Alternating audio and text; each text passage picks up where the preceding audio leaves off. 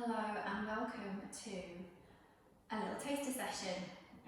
I've done this for those of you who maybe haven't been to the studio before or had me as a yoga teacher before, or maybe you've been to the studio but it's been a really long time. Either way, this is just to give you a little bit of an introduction to kind of how the sequence of the class might go. So we'll do a little bit of a warm-up, we'll do some core work, we'll do a bit of flow, and we'll do some standing sequences. And then we'll finish with a cool down and a relaxation. It's going to be very short, it's just to see how your body feels in these postures, to see how you get on with my instruction, because every yoga teacher is different. And just to say, get on really, I'm just going to get up and check that we are filming before we do anything else because I've used a remote control. Amazing. And then I just want to run through some equipment which is always really useful to have when you do any yoga class. I appreciate that not everyone's got this, so you can always improvise. So before COVID, people would always have access to all of this stuff in the studio. A strap. So at some classes I will use a strap. It doesn't have to be a yoga strap, even though they're only a few pounds. It can be a belt, it can be a t-shirt. Sometimes when we get into the legs and the hips, we might wrap around because obviously not everyone can grab their foot and straighten their leg. We use them to help us in arm binds, and we can use them to help us get into positions around the arms to help us lift up against the wall. Obviously that's a more advanced move, so they're always handy to have. A strap or belt. Yoga blocks. This is probably the most essential item, especially when you're new to yoga. It can be a real struggle to get your hand to the floor sometimes in some of the postures, but with these it really gives you that little bit of a safety net to keep the hands away from the floor. For example, when we're in some of our balances, it's hard to get the hand down. It can be a lot easier to have that block, and it takes the pressure out of the hips as well. These TK Maxx, B&M's, Home Bargains, online, they're literally £2 or £3 each, they're not a lot at all. If you suffer with your knees, these are fabulous. It's a bit of sponge. This can be a cushion that you've got at home, a blanket. It doesn't have to be one of these, but again, these are only, I think they're about between £3 and £5 each. They're not a lot, and they're great when you come into kneeling postures. Like here, it can be really tough on those kneecaps for people, especially when we come into something where we're lifting that back foot off. This isn't even possible unless we've got that sponge down, because it really gets into that knee joint. So sponge, cushion off the sofa is fine as a replacement for that. Also, it's okay as a replacement for these, a couple of cushions stacked up just to help your hands. Finally, now this is probably the biggest investment apart from the mat, and this isn't for everybody at all. I've got them all lined up, which you can't see around the room to stop them going down while the studio is closed, but these bolsters are amazing, especially for yin yoga. So if I put any yin classes on demand, it doesn't have to be one of these, it can be the bolster pillows, it can be a couple of pillows off your bed, but these are great just for having a little bit of a harder child's pose, or especially in things like a pigeon pose, where we work deep into our hips. Unless you've got the most flexible hips going, your bum will be off the floor here, so things like this can prop right onto your bottom. But again, a couple of cushions off the sofa can really work. So that's what we have in terms of equipment. The bolsters are kind of the most luxurious item, but definitely have cushions off the sofa if nothing else, and a belt, because I will be doing postures where we'll need a belt and the cushion for your knees or just to prop you up. Okay, I rambled on for far too long. So, before we start, don't do anything that hurts, ever. Yoga is about getting deep into the joints, working the muscles, challenging your bodies, challenging your lungs to breathe when you're in positions where you really feel like you can't breathe deeply, but it's not about pain. Never, ever, ever be in pain. So you can go to the edge of that challenge in your ligaments and your muscles and your joints, but not to a point where it hurts. And I don't know where that is for you, only you know where that is. So it will probably mean that you won't be in a position that looks exactly like me, because you're not exactly like me, or if you're in a studio, the person who's next to you. Everybody is different, and that is amazing. That's the thing to be commended. So do what is right for you, no matter whether you look like what I'm doing or not. Please listen to your bodies. It's what yoga teaches us the best, to listen to what your body is telling you. So we always start by grounding ourselves down, and that will be laying down on our backs if that is comfortable. If it's not, you can always start on your sides or on your bellies. And if your back is okay with this, you can take your feet out. Take the elbows wide, and then let the hands fall to the side, palms up, or keeping the elbows wide, you can bring your hands back onto your bellies. If your lower back is a little bit pinchy, which can happen when you're laying with your legs out straight, you can bring your feet in, take them a little bit wider than your hips, and let your knees touch. Don't just hover them, because if you're hovering them, your inner thighs are working when they don't need to. Just let the knees fall together. Find a position that is comfortable for you. And then start noticing your breath. This is the hardest posture in yoga, I think, when you're new to yoga. Being able to ground yourselves down and find that stillness and actually consciously breathe. Noticing where your breath is in your body. Noticing how it feels, how fast or slow it is, how deep it is. Listening to what your body is telling you at all times. How does the back of your body feel on the mat? You can close the eyes down. If that is not comfortable, you can just gaze at the ceiling in front of you. Do what feels good for you.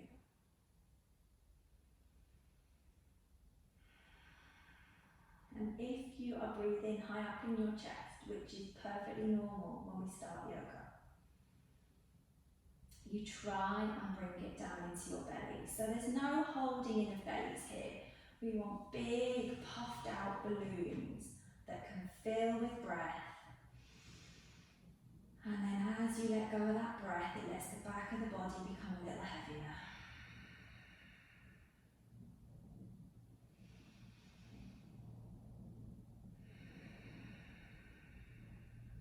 And with every exhale, letting the shoulders go. The elbows maybe want to come wider. See if the shoulders can come down away from the ears. Keep your mind on your breath. Notice if the skin on your forehead can relax a little more. Maybe the skin between the eyes. Maybe the eyelids themselves. With every exhale. Feeling the back of the body heavier and more relaxed into that mat. Your mat is your support today, no matter what position you are in. Feel it as it has you. You are safe and secure on your mat today. What is your body telling you right now? Which sensation in your body is a little stronger than anywhere else? And then exhale there, right there, wherever that is. And it's really, really normal for all of the activity to be around the forehead and in the mind, where your brain is constantly creating images in there. They're not real, but you'll just pop them in there. What is real is what you can feel. The sound of your breath. The movement of the clothes over your belly as you inhale. The deflation of the lungs as you exhale. That is real, that is now.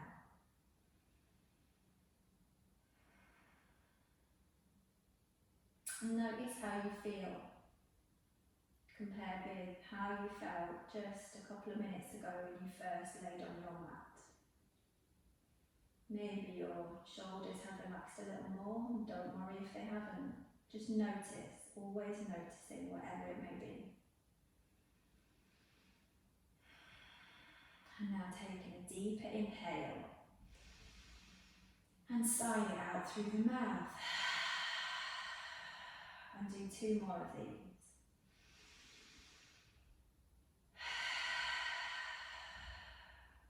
And 1 more.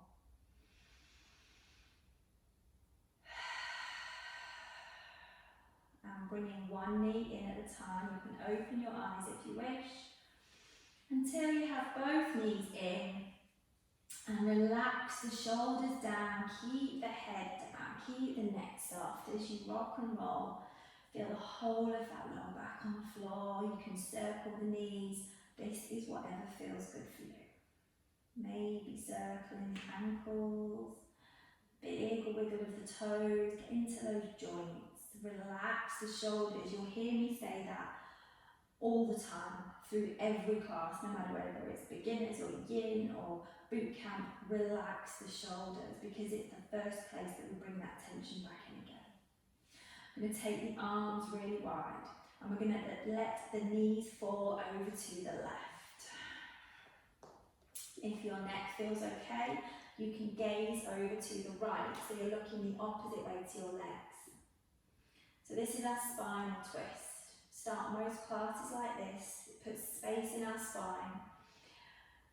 And it's really easy here to keep tension in the legs, in the toes, in the butt cheeks, in the belly. So just notice, can that top leg be heavier? Can you let go of the feet? Maybe further down the mat if it's too tight on your hips and your legs. Whatever feels good for you. And as you inhale, you're bringing all of that breath into the belly. And as you exhale, the shoulders relax even more. Inhale into the belly. Exhale into the shoulders. 1 more here.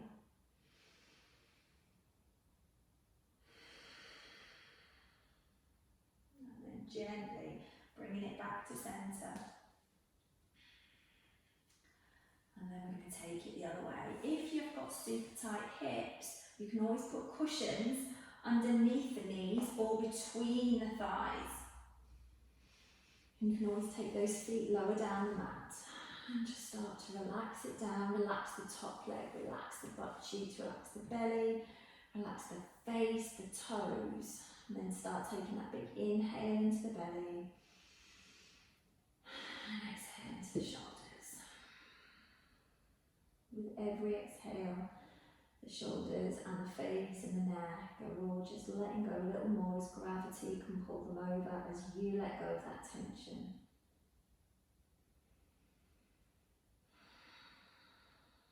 One more breath.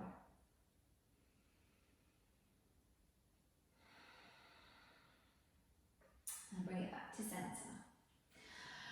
Okay, let's just do a little core taster. So just a little bit of core activation safely. So, when we bring our knees into our chest, and we have that lovely curve, it pushes our lower backs down into the mat. What happens when we then start to bring the knees forward over the hips is it can create an arch underneath your lower back. That is not good. That's going to put tension into your lower back. So, you can bring your knees over your hip, but make sure you tuck the bum under and you cannot get those fingers underneath that lower back. And this is working your core already. Feel your core muscles, feel your sideways muscles. They're nice and activated there. What is normal is to put the tension here into the back of the head and the neck. We want all of this to be soft. Imagine you have started a big bonfire in your belly. That is where the fire is. Push your spine down, bring the bum up and really feel that fire. If it hurts your back or it's too much, you just bring the knees back to a point where you can keep that lower back safe. And this may be where you stay today. I'm going to give you advancement so you can see how intense it can get. If you want to take it a little bit further, you can start to lift the head and shoulders off the floor and gently place the fingers on the back of the head. I'm not pulling here, they are just gently touching. And this is causing a shake already. This is tough, but it's not a case of looking forward. My chin hasn't tucked into my chest. I always use the analogy of an orange under the chin. Imagine you've got that imaginary orange and it's keeping the chin away from the chest and your gaze up. And the lift here is from the chest. Imagine someone's got some string and they're lifting your chest. They're not lifting your forehead or your chin, it's your chest. As you lift the chest, push the lower back down and lift the bum off a little. If this gets too much, just have a break, or you can always bring the knees in a bit. Don't want any tension in that neck. As you inhale, fill the belly. As you exhale, push the lower back down. Inhale, fill the belly. Exhale, push the lower back down even more. This is really tough. Just one more breath.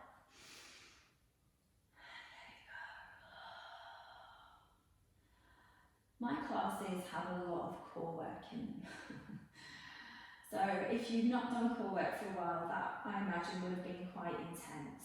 But the key is to keep it safe, because when we do core work, it can bring in a lot of lower back niggles, which is why I go on about keeping that lower back pushing down. We're going to do that again. Don't switch off just yet. We are moving on soon.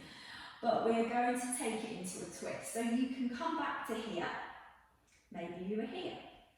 Maybe you had your head and shoulders off with the fire here, not across your neck and shoulders. Maybe you can start to twist. Remember, the chin is away from the chest, and I'm going to bring my right shoulder to my left knee.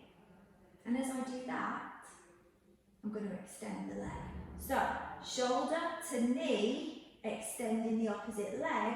I'm not bringing that knee in. It's not one of these cycling moves that you see in a gym. This is centre, knee stay over hips, twist, knee stays over hip, extend the leg, centre, twist, centre, twist, chin away from the chest. Let's just do about 3 more. Exhale, twist, inhale, centre, exhale, twist, inhale, centre, push the lower back down. Oh, I can certainly feel the fires burning in my core. Hopefully you can feel that you've activated those muscles in yours too. We're going to start rocking and rolling on the spine. Giving that back a nice massage, just using momentum to bring ourselves up. And we made it to seated. Okay. Let's come up and over.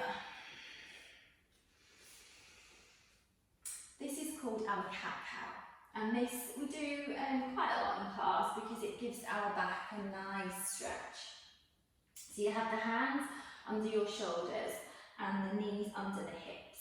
But the move for this posture comes from the bottom. Everything leads with the bum.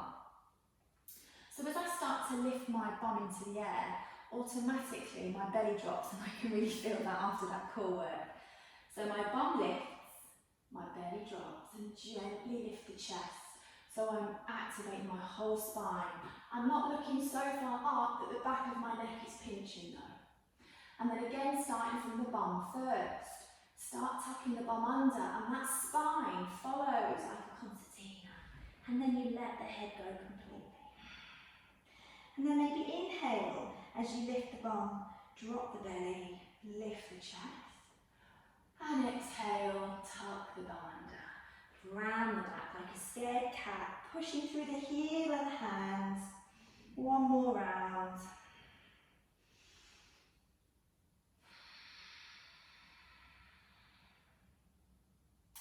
Well done. And then let's take the left foot back.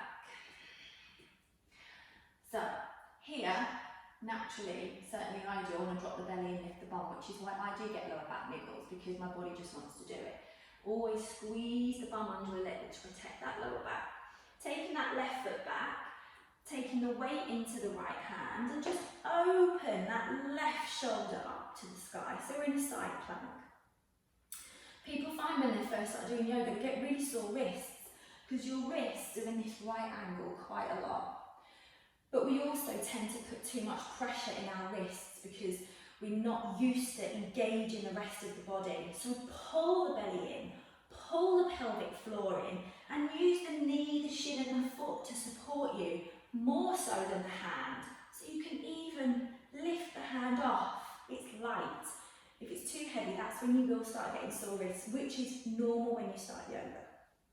If it feels okay here, start opening up into that left shoulder.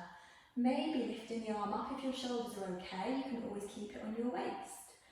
How does your neck feel? Maybe it's more comfortable gazing down or straight ahead, or you can gaze up and really squeeze the butt cheeks to bring the pelvis forward and opening that body. And breathing, don't forget to breathe. And then if you want to take a little balance and a back bend, listen to your backs here. You can take hold of your foot. If it doesn't come to you very easily, bring the knee into the chest first, then take your foot. And then as you push your foot into your hand and the hand into the foot, you can open into that back bend. And you're breathing. And watch that your right ear hasn't sunk down to your right shoulder. Keep that space. And release gently, not falling, and come over onto your fronts. Take your knees wide. This will become your favourite pose. Feet together, and then you sit the bum back. Let the hands come forward and just rest in child's pose. And if your head doesn't come to the floor comfortably, this is where your cushions or blocks or soft blocks will be really handy. Big breaths here.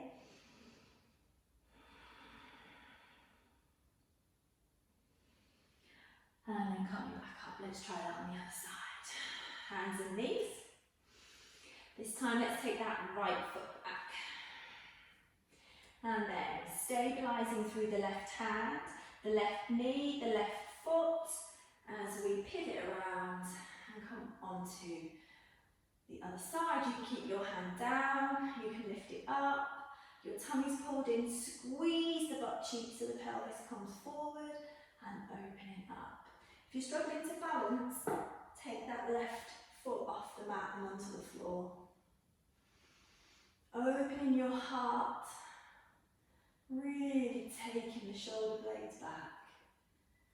And breathing, gaze can be down or up or straight ahead.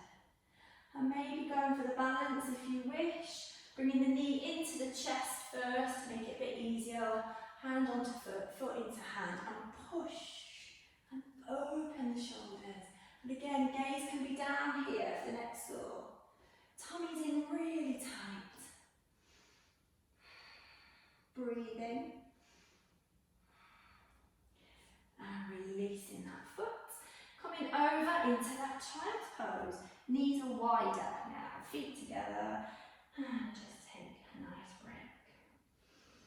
These are lovely after we do a back bend where we've held the foot like that, any back bend. It's really nice to come into child's pose. Okay, we're going to have a little go at a chaturanga. This is meant to be about 20 minutes. I'm probably on about 25 minutes already. So chaturanga.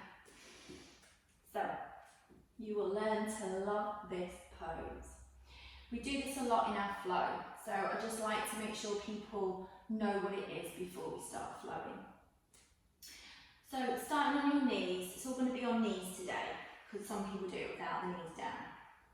It's a forward press up, like a tricep dip. The elbows stay in, and then you bring the weight forward. That's all it is. You can come to the right angle, if that's okay, but that is tough, because naturally we want those elbows to come out here and to take the weight back, but it's a forward move. It does take some practice. So you can always start by just doing a little tiny dip, not taking the elbows back. You can always put something behind your hand, and that will make sure that you go forward. If you try and go back, you'll knock it over. a little forward dip. And then you can come to the floor. A flop is perfectly acceptable. And then from there, we're going to be taking back bends. So bring the hands to the floor, we roll the shoulders back. The back of the neck is long, and what I mean by that is you're not here, because you're just going to squish your cervical spine at the top of your neck. So the gaze is down, roll the shoulders back, and then push yourself back up. Child's pose. Let's try that again. Hands and knees, chaturanga, to the floor, roll the shoulders back, back bend, and push yourselves back. Easy peasy.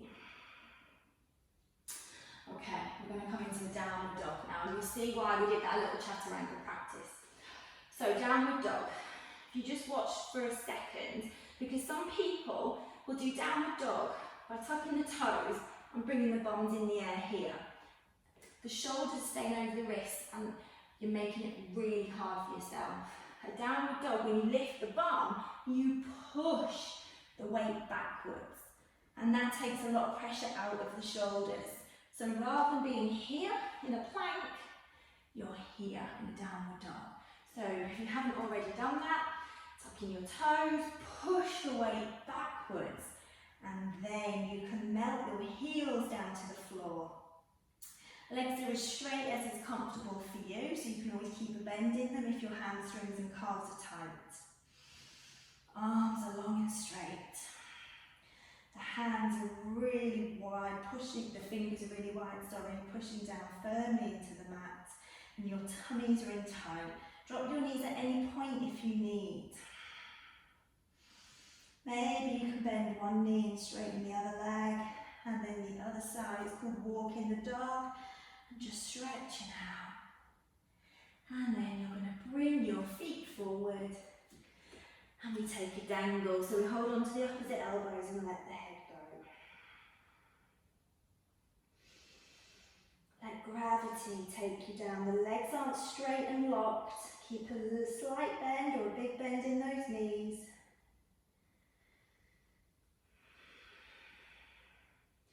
And I'm holding on to the opposite elbows to really let gravity create space in that upper back. And then releasing your hands down and pushing into the feet, tummies in tight. Your butt cheeks are nice and tense as you rise up. Keep the arms going.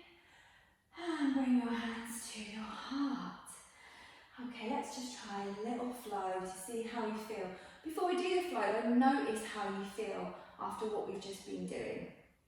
In your mind, in your shoulders, maybe in your body, maybe in your ribs, in your back. Always listening and noticing how different things make you feel. Okay. So I'm going to go through the first round slowly, and then the second round I'll cue your breathing if it's something that you want to do, joining the breath up with the moves, which is a lot to ask if you're new to yoga, but you can always give it a go if you like. So let's just do the technique first. So we're going to rise up, and then we forward fold, slight bent knees, let the head go.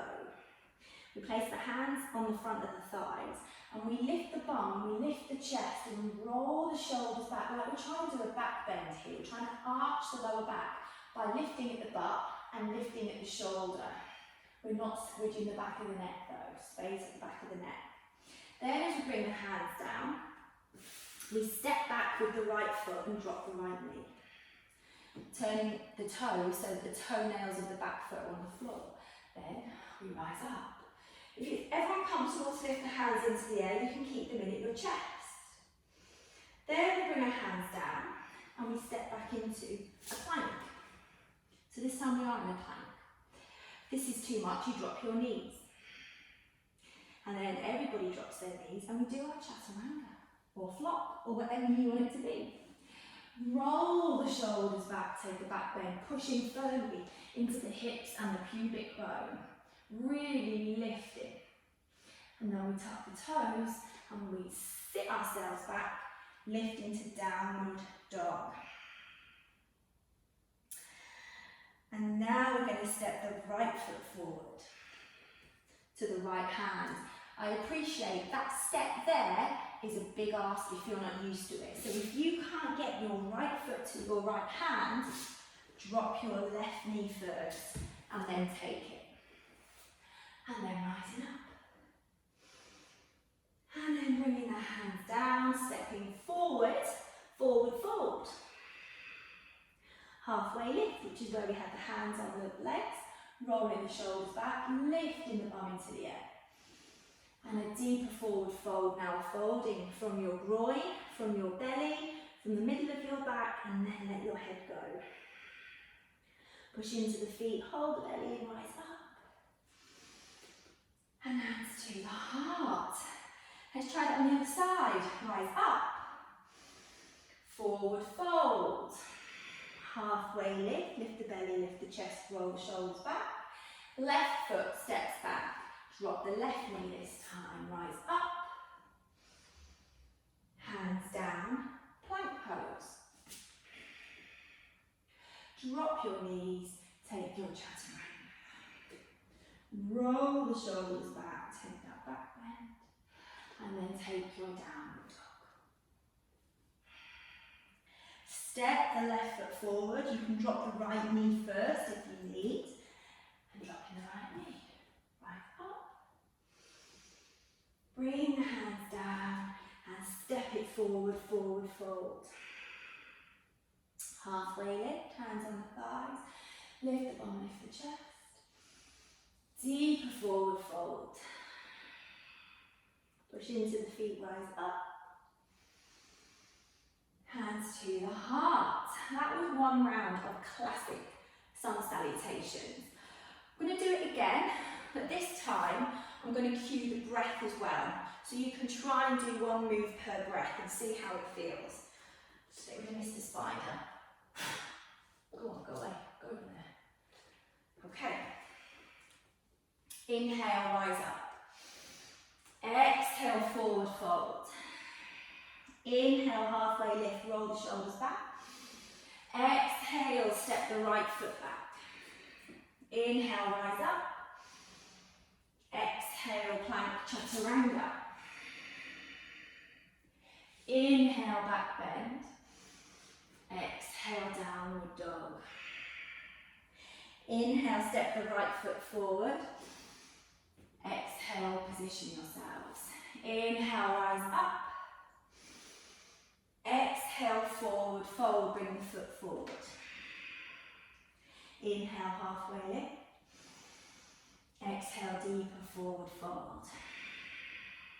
Inhale, rise up. Exhale, hands to the heart. I appreciate that was quicker. Let's try it on the other side. Inhale, rise up. Exhale, forward fold. Inhale, halfway lift. Exhale, left foot back.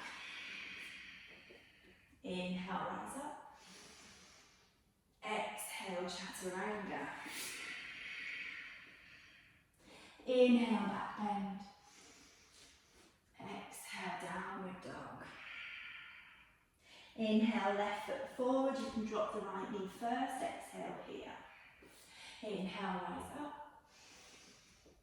And exhale, forward fold, stepping it forward.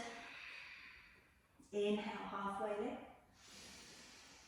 Exhale, deeper forward fold. You can start straightening the legs if that's comfortable. Inhale, rise up. And exhale, hands to the heart. Hopefully that was all okay.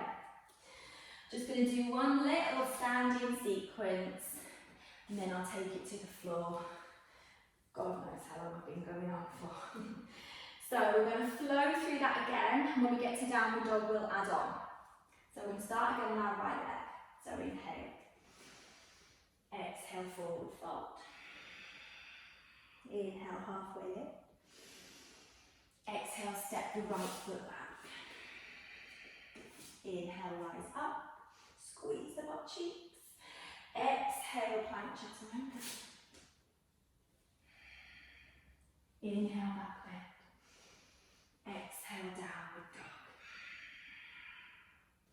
And then you're going to take your right foot into the air.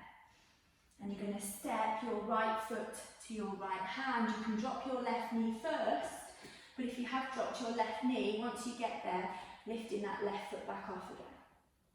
Place that knee back off again, I'm sorry.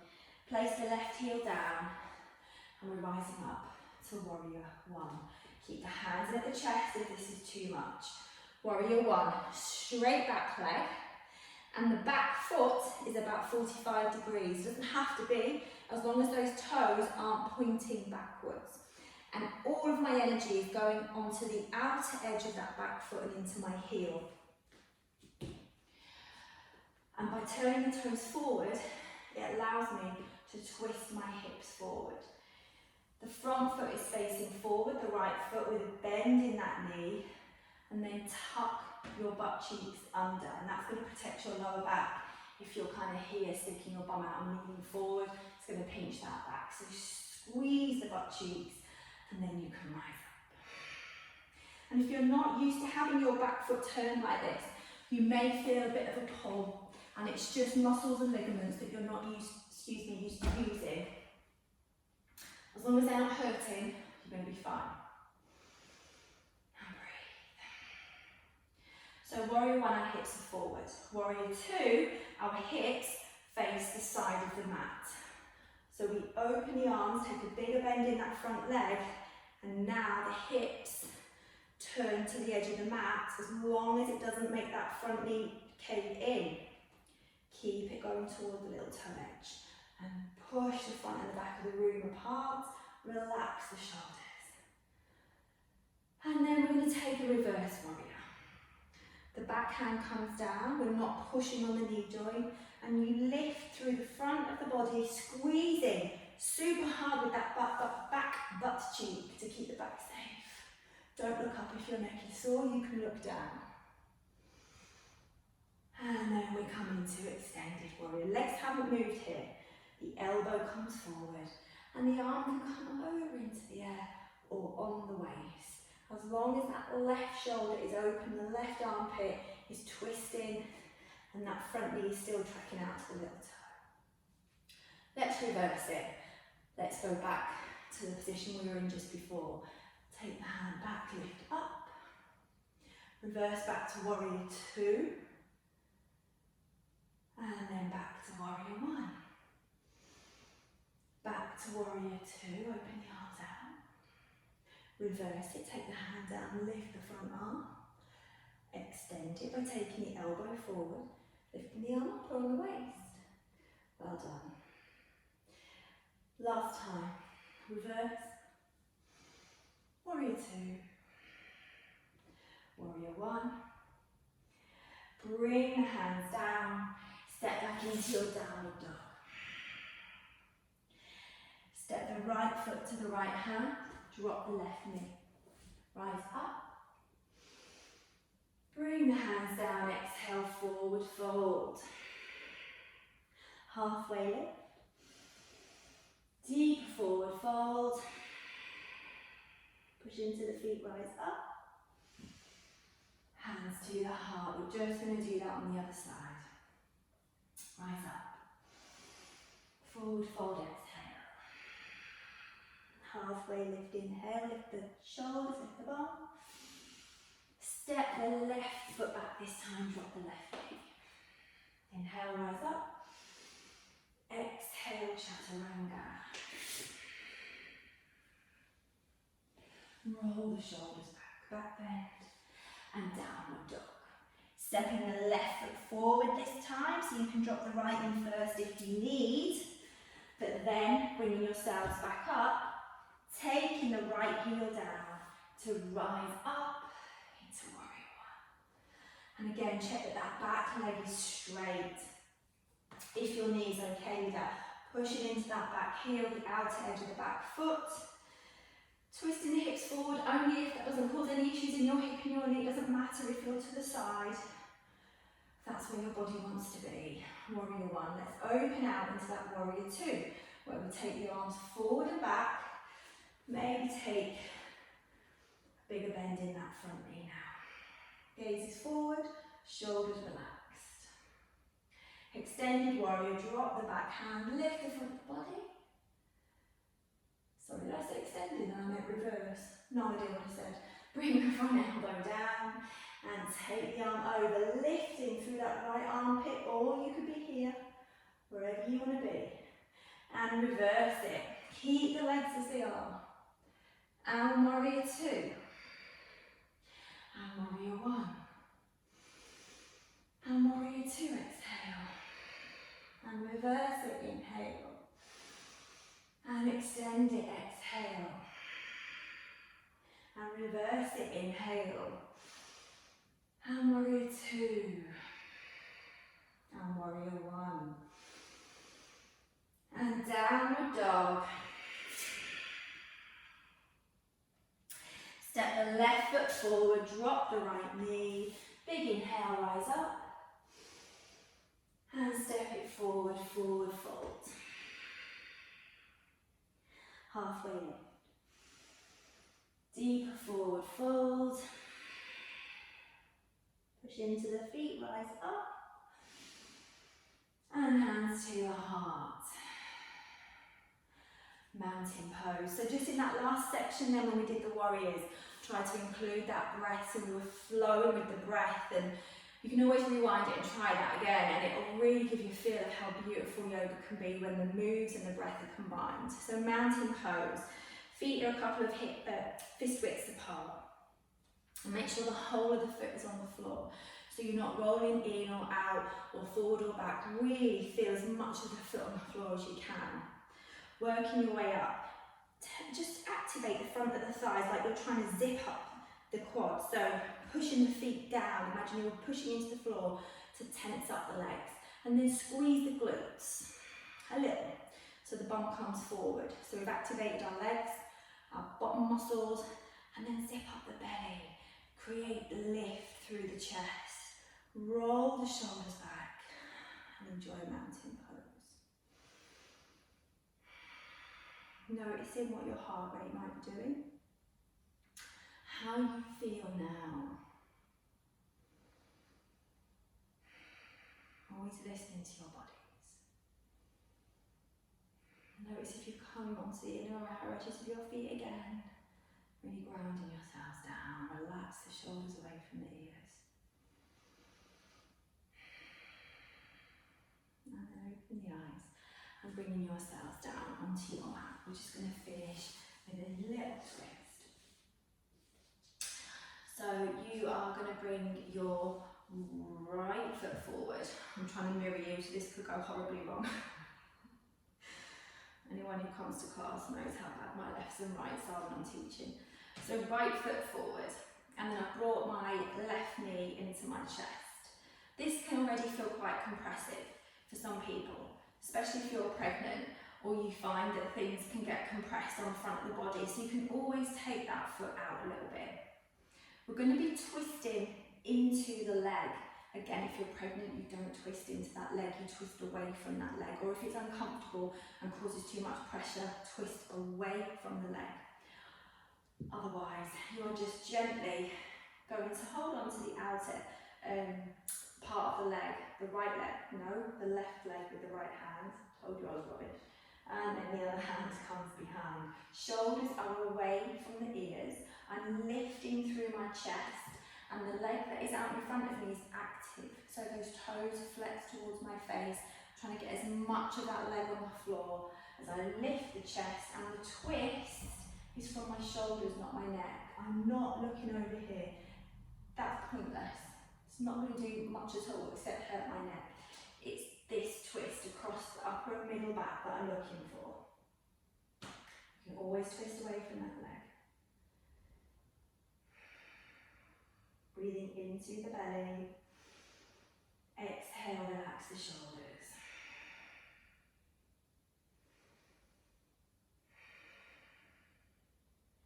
And releasing it off. And let's drop that knee over to the side. Again, this is where blocks or cushions can come in useful. If you've got any issues with the knee, you can pad up as high as you want to go, and it takes a lot of pressure out of the hip and the knee. You can always take that left foot further forward. And then you twist so that your chest and your hips are facing forward, lifting through the chest, and let's have a fold from the crease of the groin. Keep the chest lifted until you've got as far as you're comfortable going with the chest lifted, and that stops the upper back from folding. Then when you have got as far as you can here, maybe you're here, it doesn't matter where you are, then you can let the upper back go and the head. And big breaths. 2 more.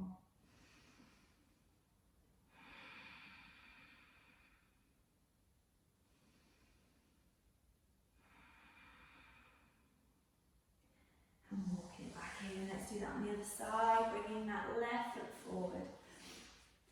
And the right knee in, or if you need extra space, just take that foot out. And then you're either wrapping your left arm around to take that closed twist, or if you're pregnant or need that extra space, just take it out. Whatever feels good for you. Remember to activate underneath that straight leg, really pushing it down, flexing those toes. Push that right foot into the floor. Lift through the chest, inhale. And exhale to twist the shoulders. Inhale, fill the belly. And exhale, twist.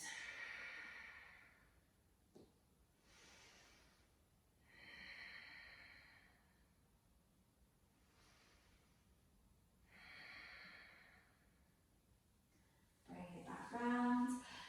Let's take our forward fold with wherever is comfortable for you.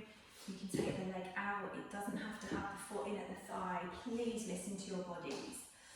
Just looking for that fold in the spine, wherever that may be. And when you keep your chest lifted, it could be that you can't even move. That is perfectly normal if you're not used to stretching the back of the body.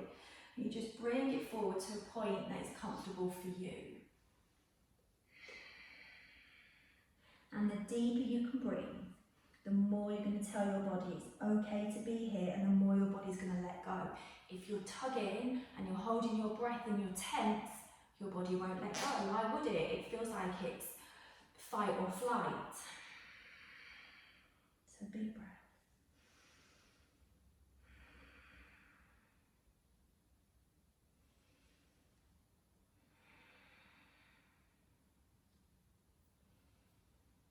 And then bringing it back to centre. Okay, lay yourself down. Just going to give you a short relaxation here to finish the class. We always finish with a relaxation.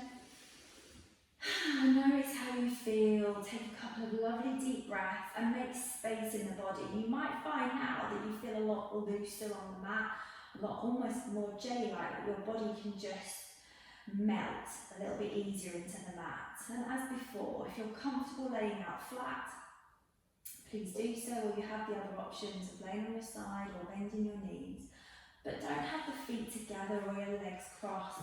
Have a V between the legs, elbows out wide, and they can come back on your belly or by the side, palms up.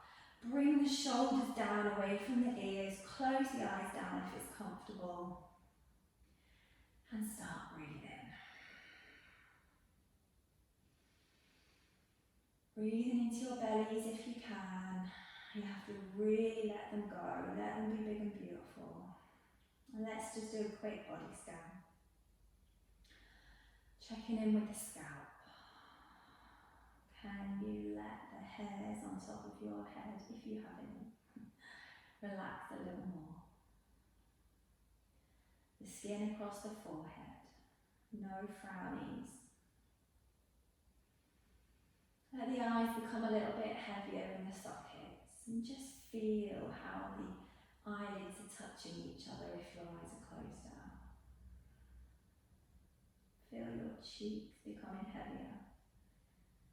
Your teeth are gently parted, your tongue moves away from the roof of your mouth, your jaw relaxes. Maybe your neck can let go a little more. Maybe the back of the body, the upper shoulders, the upper back can melt down with your exhale. Scan your upper arms, your elbows, your lower arms, and then see if you can relax every finger and your thumbs. And as you feel the upper back melting down into the mat, maybe the front of your body can open out and expand a little bit across the heart, across the collarbones, widening as the upper back melts a little more. Your ribs release any tension they may have so your lungs can inflate even bigger. And as you exhale, the lower back melts into the mat, your butt cheeks, your hips, your inner and outer thighs, the fronts and backs of your thighs, your knees, and maybe your calf muscles can become a little heavier on the mat. Your feet just flopping out wherever is the least little bit of tension for them. All the way to the tips of your toes, just completely letting go.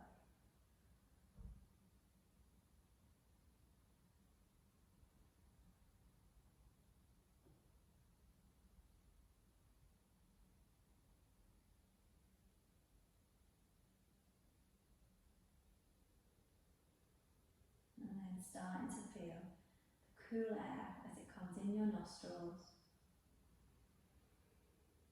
And maybe taking a deeper inhale.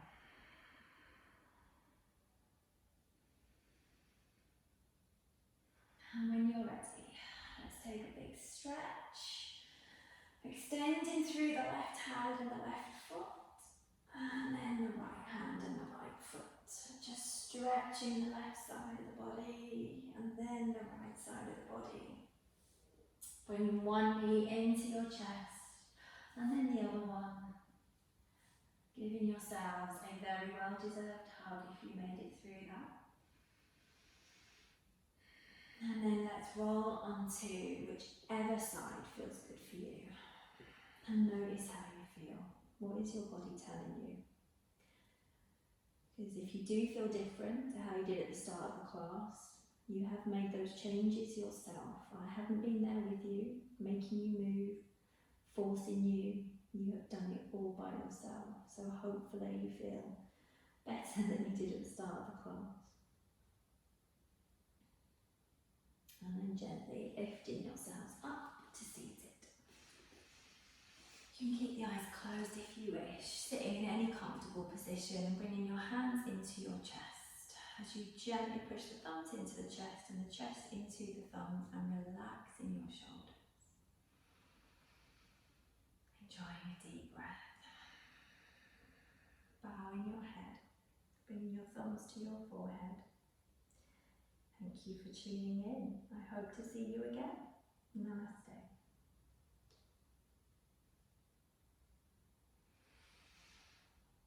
I hope everybody is okay after that little taster. It was really slow and gentle today. But hopefully you will see that even in that short time how familiar you might have got with the postures quite quickly, and within 2 or 3 classes it will feel like you've been doing it a really, really long time. So yeah, hopefully I'll put a few different classes on starting next week, and I hope to see you soon.